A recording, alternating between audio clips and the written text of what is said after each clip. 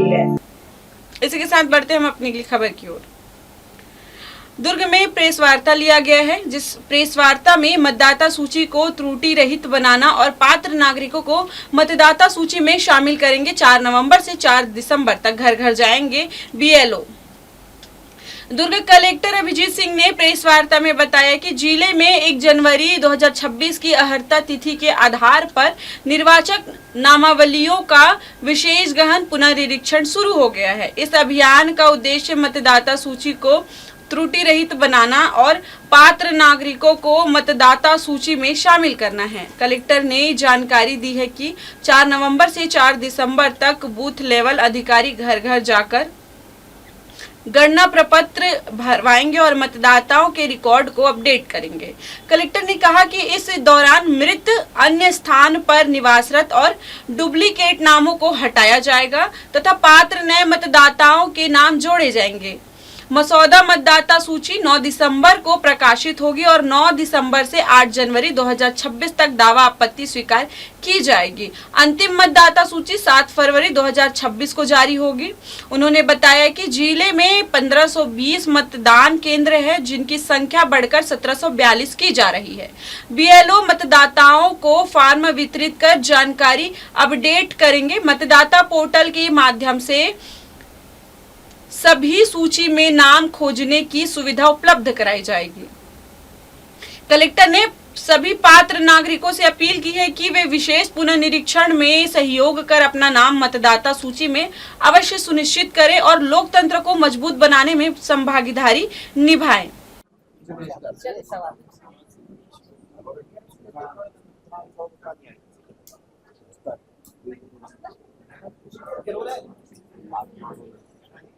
SIR की बड़ी तैयारी हो चुकी है, क्या अपेक्षा करते हैं मतदाताओं से, क्योंकि प्रशासन की तैयारी पूरी करनी है? एसआईआर के तहत जो हमारा एन्यूमरेशन फेज है, यानी जिस अवधि में बीएलओ घर घर जा करके गणना प्रपत्र यानी एन्यूमरेशन फॉर्म को भरवाएंगे, वो कल से प्रारंभ हो रहा है। इसके संबंध में हमारे द्वारा तैयारी की गई है।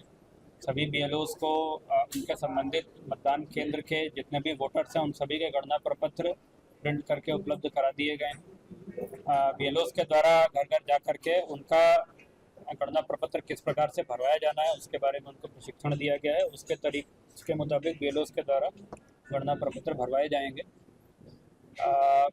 प्रीवियस एसआईआर जो छत्तीसगढ़ में 2003 में हुआ था या अन्य राज्यों में भी, कुछ राज्यों में 2003 में, कुछ में 2002 में इस प्रकार से किया गया था, उनके सभी के मतदाता सूचियाँ निर्वाचन आयोग की वेबसाइट पर उपलब्ध कराई गई हैं।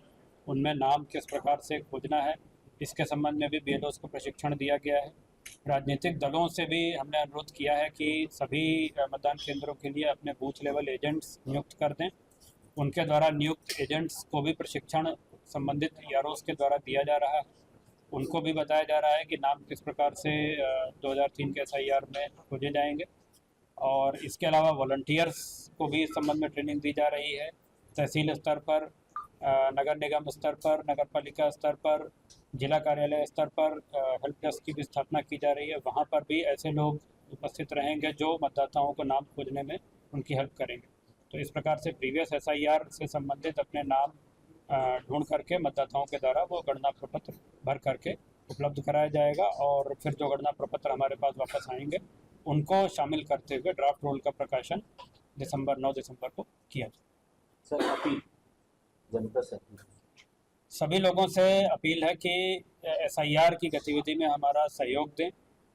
अपना नाम प्रीवियस एसआईआर में आपका नाम या यदि आपका स्वयं का नाम शामिल नहीं था तो आपके पिताजी या आपके दादाजी जिनका भी नाम उस समय मतदाता सूची में था उनको खोजें। ऑनलाइन भी इसका विकल्प मौजूद है। यदि कोई व्यक्ति किसी अन्य ज़िले या अन्य प्रदेश से मूव करके यहाँ पर आए हैं तो अपने पुराने मूल प्रदेश जहाँ पर उस समय रहते थे वहाँ के संबंधित एसआईआर की सूची में आपका नाम कहाँ पर था उसको भी आप खोज सकते हैं। और उन डिटेल्स को जो गणना प्रपत्र आपको बीएलओ के द्वारा उपलब्ध कराया जाएगा उसमें आपको भर करके देना है। इसमें आपकी मदद करने के लिए हेल्प डेस्क और हमारा पूरा अमला मौजूद है। इसमें किसी प्रकार की कोई घबराने की आवश्यकता नहीं। सर, किसी प्रकार से अगर दस्तावेज में अगर छेड़खानी होती तो उस स्थिति में कोई दंड की कोई प्रावधान है सर, सजा? नहीं, दस्तावेजों में तो अगर कोई भी शख्स की दस्तावेजों में छेड़खानी होती है तो उसमें दंड के प्रावधान रहते हैं। यहाँ पर भी कोई ऐसी छेड़खानी का कोई प्रावधान नहीं, चूंकि सारे डिटेल्स ऑनलाइन उपलब्ध है ना, तो उसमें कोई बाहर से कोई छेड़खानी नहीं कर सकता। सर, जहाँ पे दस्तावेजों की बात आती है बहुत सारे लोगों के मन में डर आ जाता है कि ये पुराने दस्तावेज कहाँ से लाएंगे, कैसे प्रस्तुत करेंगे, तो वैसी स्थिति में लोग इस तरह से जागरूक करेंगे। देखिए, गणना प्रपत्र के पीछे में पूरी सूची दी गई है, क्या क्या दस्तावेज उसके साथ में उपलब्ध कराए जा सकते हैं। पहली चीज़ तो ये कि अभी जो वर्तमान में एनुमरेशन फेज है, इसमें कोई दस्तावेज देने की आवश्यकता ही नहीं है। इसमें केवल 2003 के SIR से लिंक करना है और जो भी उसमें 2003 के SIR का रेफरेंस मिलेगा उसको भर करके दे देंगे, उनको कोई दस्तावेज देना नहीं है। इसके बाद जो दावा आपत्ति का फेज होगा, उसमें जिन लोगों के नाम ड्राफ्ट रोल में नहीं आ पाए या जिनके नाम पे कोई आपत्ति आती है, उनसे दस्तावेज दिए जाएंगे और गणना प्रपत्र के पीछे में जो दस्तावेजों की सूची है उनमें से कोई भी दस्तावेज उपलब्ध करा करके कोई व्यक्ति ये प्रमाणित कर देता है कि वो भारत का नागरिक है, तो उसका नाम मतदाता सूची में शामिल कर। हाय, मैं हूँ तापसी पन्नू और आप देख रहे हैं MNS न्यूज़।